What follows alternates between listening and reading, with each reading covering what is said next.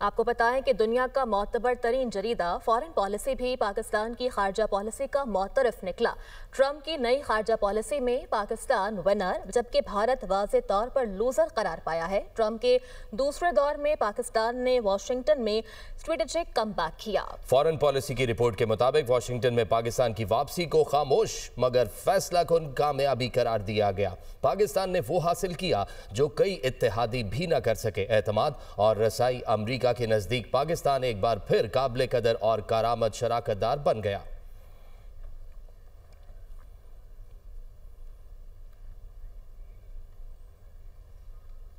आपको बताएं कि दुनिया का मोतबर तरीन जरीदा फॉरेन पॉलिसी भी पाकिस्तान की खारजा पॉलिसी का मोतरफ निकला।